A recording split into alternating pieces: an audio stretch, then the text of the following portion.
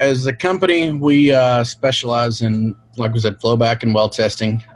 We do a lot of rental for flowback companies, service companies, as well as end users, operators. Now we've recently started a pump down division out of our Bryan yard. We have about 80 to 100 employees, 3 locations in the Permian, the Eagle Ford, and as well as into Bryan College Station area.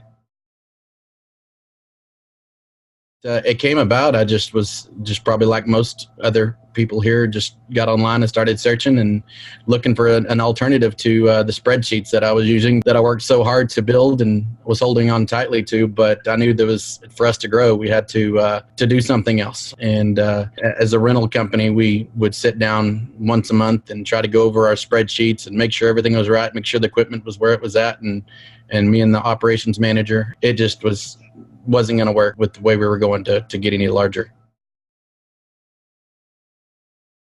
I would say Rigger's been more, gung-ho about implementation than we were. I mean, we had some staff and management that was kind of a little, leery of it. I wouldn't say leery, but just leery of change. And so it took a little bit to get them on board. We implemented certain phases before we did others. But now, 3 years later, I think by February, or first part of February, we're going to be fully integrated, hopefully with QuickBooks and everything else. And so even today, I'm making changes. We've gone and made changes one way, and then a year later we might decide that we need to change it back to what we were doing.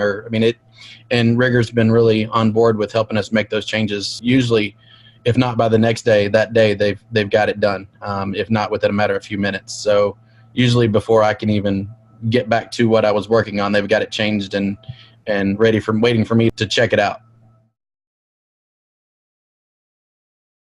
It could be anywhere from 10 to 15 days before we actually got an invoice sent to the customer, if not longer. And now we're getting them before the guys even get back to the yard from whatever job they've done. We can have an invoice already sent out is the goal.